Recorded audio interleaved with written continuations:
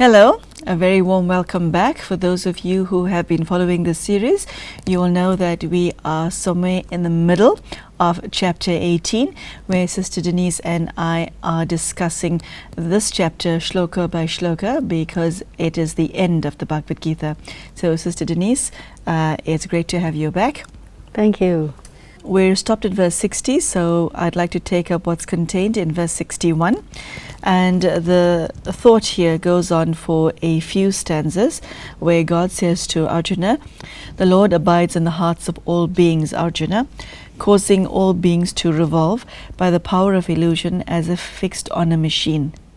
Fly unto him alone for refuge, with your whole being, Arjuna. From his grace you shall attain supreme peace and eternal abode." I think that verse 61 is especially interesting because of this idea of the world moving, rotating like a machine. Everything is determined by karma and at the same time by destiny, and it's a revolving process. So what is causing us to be part of this is indeed very mysterious. The word Maya is used, which can be translated as magic. So magic always is a word used to refer to something you don't understand.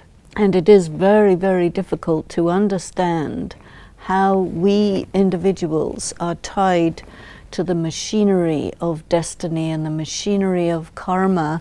And then God is said to abide in the hearts. And when you have someone in your heart, it doesn't mean that they are literally in your heart, but that you are remembering them. Because you are thinking about someone, you will say, that person is in my heart. And the love between a soul and God, the soul is in the heart of God, God is in the heart of the soul. But this refers to the relationship rather than fixed locations, I would say. Your place of existence is your love for God.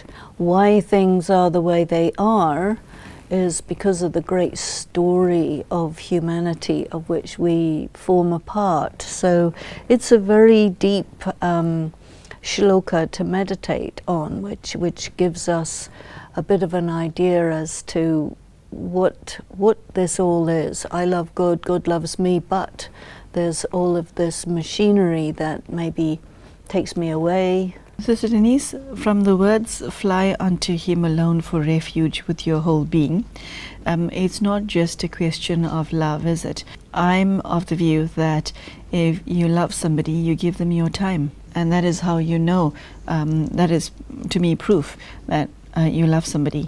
The person that you love the most, you give most of your time to.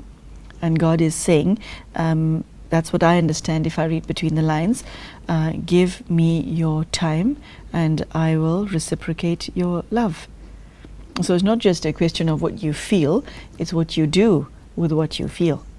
And also in verse 62, it is talking about actually going somewhere. So you're flying to God for refuge, for protection against the magic, against the karmic accounts. What you're trying to achieve here is eternal liberation. So once again we have this idea of the soul flying to God to dwell with God in the world of light, which is the final place of resting after having completed all the reincarnations in the cycle. Sister Denise, I see that verse 63 begins on another note. Thus, the knowledge that is more secret than all that is secret has been expounded to you by me. Having reflected on this fully, do as you please. I cannot help but point out that this is totally at variance with that which is contained in verse 60. Okay. You've got no choice. This is your destiny. Even if you think you won't, you will. However, do as you please. How, Sister Denise, can one understand this glaring irregularity? Well, what appears to me to be, Well, it's the ultimate paradox, isn't it? And I think this is the question that people who subscribe to the different faith traditions everywhere also consider. Do we have free will, or are we tied by destiny? And here it says that you do have free will, and I think this is where it ties with verse 60. Your destiny is if you have ego, or your compulsion is if you have false ego. Here we're saying, have you understood the secret of all secrets? Because if you have, then you're free, and then you can act independently. So to me, this is probably one of the most extraordinary shlokas of the Gita, which really says, okay, as long as you have no ego and you've studied this fully and you are, at a level that is like God, then you are free. You can be the master. So this is the most desirable condition. So it appears very near the end of the Gita. So I think probably one of the most interesting things to meditate on, because you want freedom, right? It is one of the highest values. But you have to be able to be responsible if you have freedom. You cannot be responsible if you don't understand all the secrets. But once you understand everything, you become, for a moment at least, on the same level as God, and then you are truly free. So this, may be considered as almost better than going off into eternal liberation, because once you're in eternal liberation, you're a seed, you're not doing anything, you're just merged. But here, you're free. Pretty good. Yeah, Sister Denise, the other way that I looked at it after I got over the shock of the contradiction is I thought God is showing Arjuna that he respects him and he respects his decision-making ability, because God wouldn't reveal all of this knowledge to an intellect that cannot hold it. Right. So he is saying, you choose. But because he's God, he already knows what his son will choose. That's true. That's true. Let's move on to verse 64. Here again, my supreme word, most secret of all, you are surely loved by me, therefore I shall speak for your good. There's an overwhelming sense of kindness in this verse, a heart verse. Yes. Very, very kind. And again, God literally coming down to a human level. He's saying that this entire conversation between us is my love for you. Beautiful, isn't it? Yeah, and again, the aspect of yoga is taken up again in verse 65. Fix your mind on me, worshipping me, sacrificing to me, bowing down to me. In this way, you shall surely come truly to me. I promise, for you are dear to me.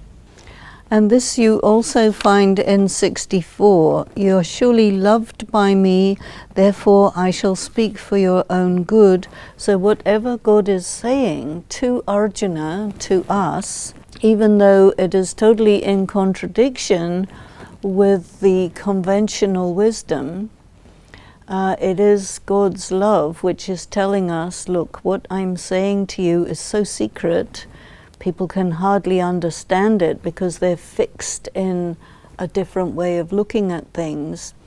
But if you listen to me, you will arrive at the destination. And so it's really a very interesting statement that God's love for you actually frees you from the influence of the world, which wants you to be held in a particular box, if you will. And God is saying, no, you listen to me and you will arrive at absolute freedom. You will come to me, which is anyway the goal of human life, is to arrive at God.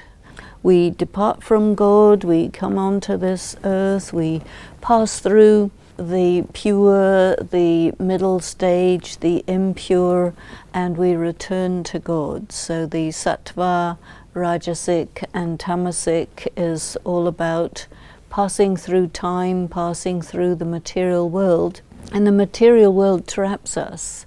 And the materialistic mentality of people who are caught in ego also trap us, but God will free us, you know. So this is His love. Beautiful. If one does not accept God's love, you cannot accept this knowledge, can you? Well, no, because you're in between the love of God and the mentality of the world, which is materialistic.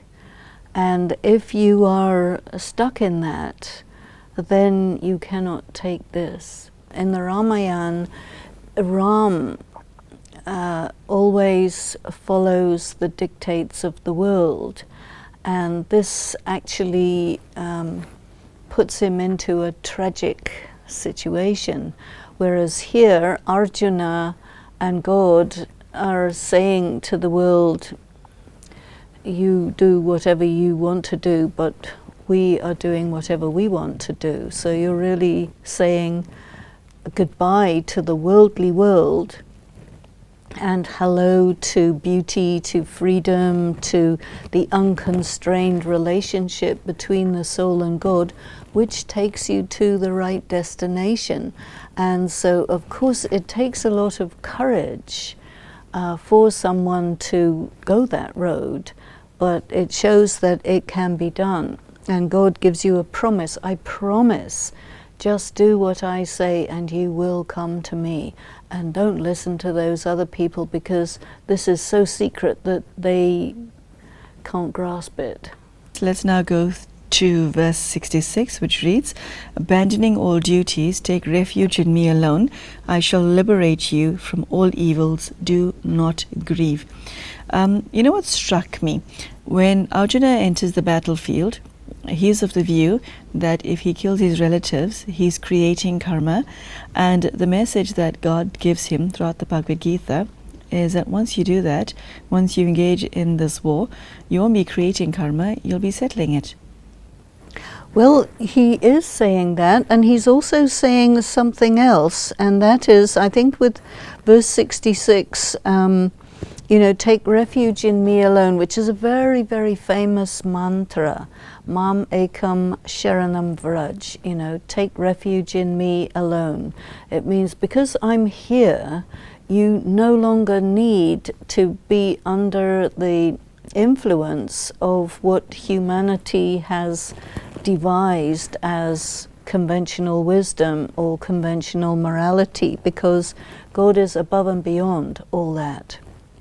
And so he says, do not grieve, do not worry. Just do what I say, and you will be free from evil, from bondage. And it even says you can let go of your duties, that is your caste duties. You're liberated from all of these constraints that conventional morality has placed people in the absence of God. Because the Gita is God takes a body, God arrives and speaks. And he speaks again. God has spoken before, as mentioned, and now he comes and speaks again. And so when he speaks again, it means it's newly given information.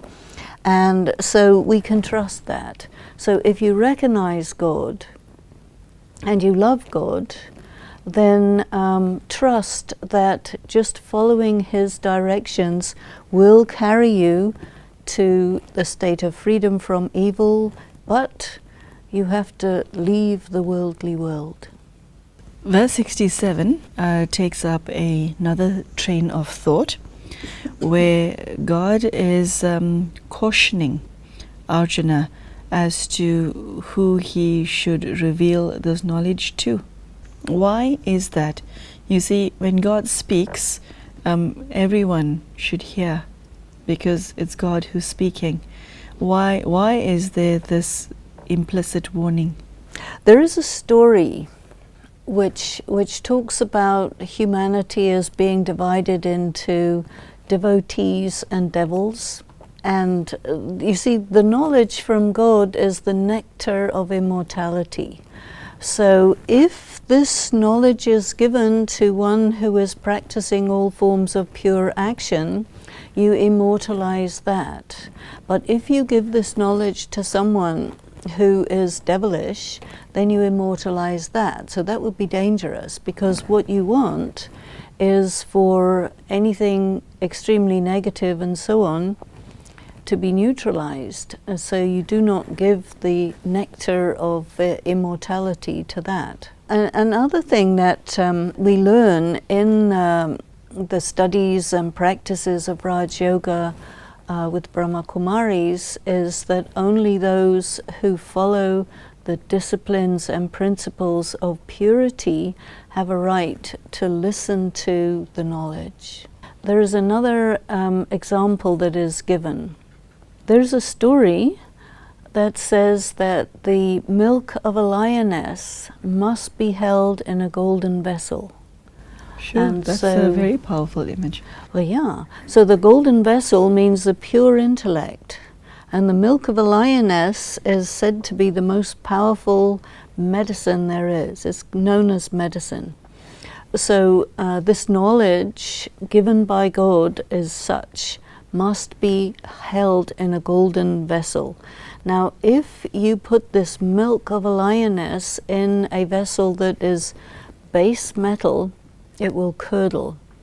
So what this means is that if you give this knowledge to somebody who is oriented in a tamasic manner, they will take this knowledge and turn it around.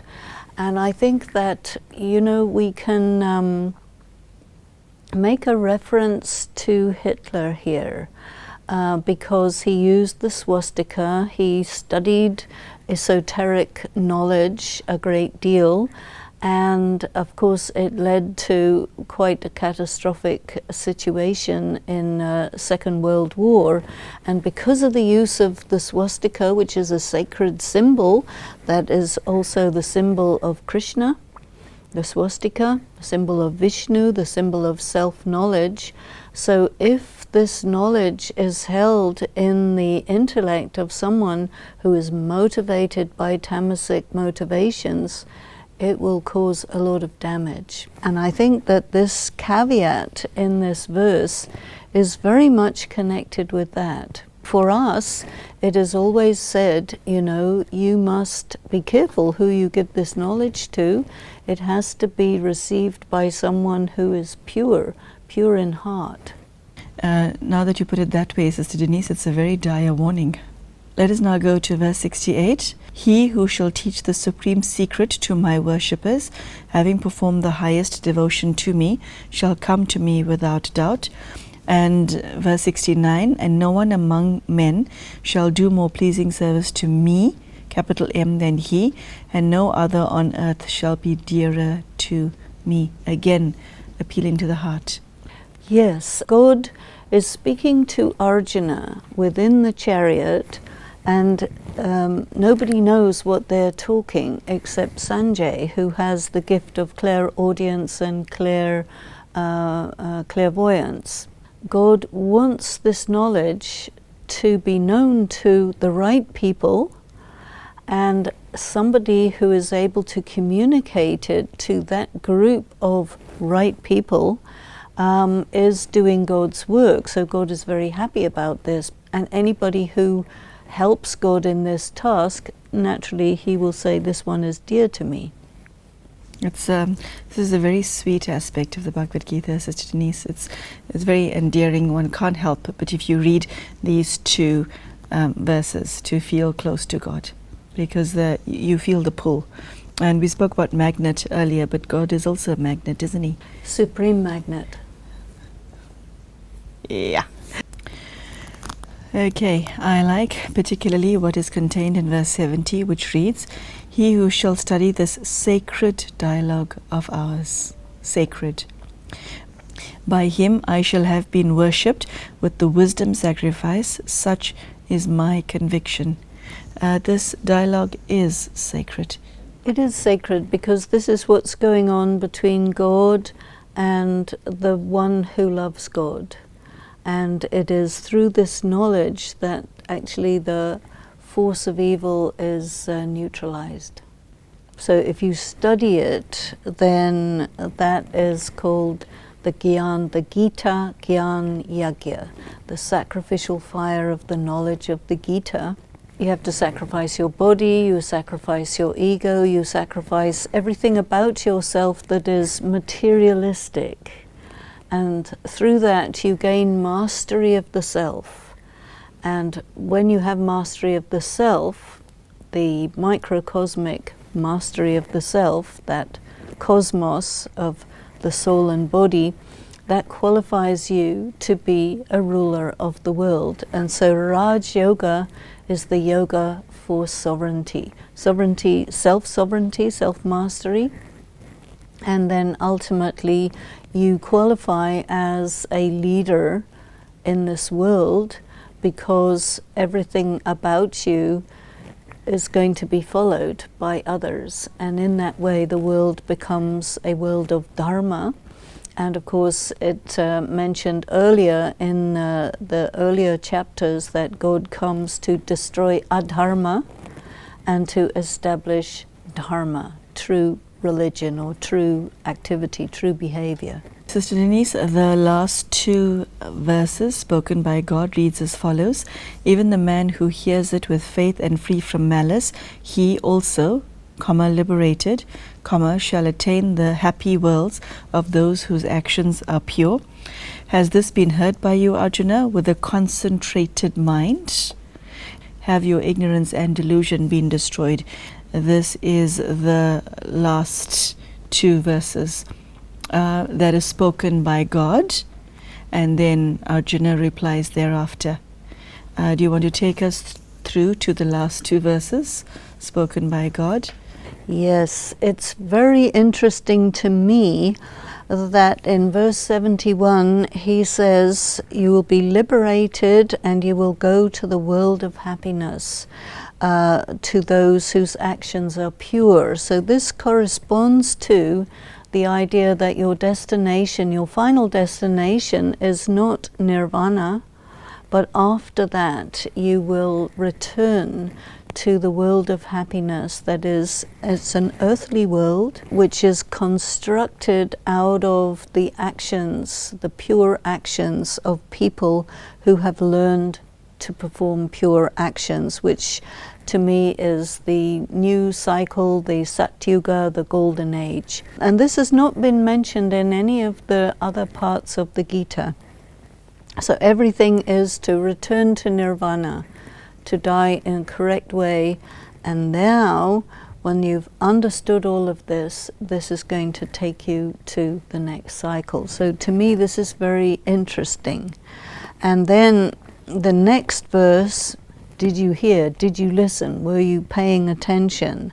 Has your ignorance and delusion been destroyed? And so this is the last question that God is asking to Arjuna. And the conclusion, as you rightly say, the conclusion of what God is saying to humanity. Did you understand? And Sister Denise, I see then that Arjuna finds his voice and he replies, my delusion is destroyed and I have gained wisdom through your grace, Krishna. My doubts are gone. I shall do as you command. We see that Arjuna has come full circle. The rest of the book is Sanjay's input. And Sister Denise, what comes to mind as well is the importance of verse 78, where it reads, wherever there is Krishna, Lord of Yoga, wherever there is Arjuna the archer, there will surely be splendor, victory, wealth, and righteousness.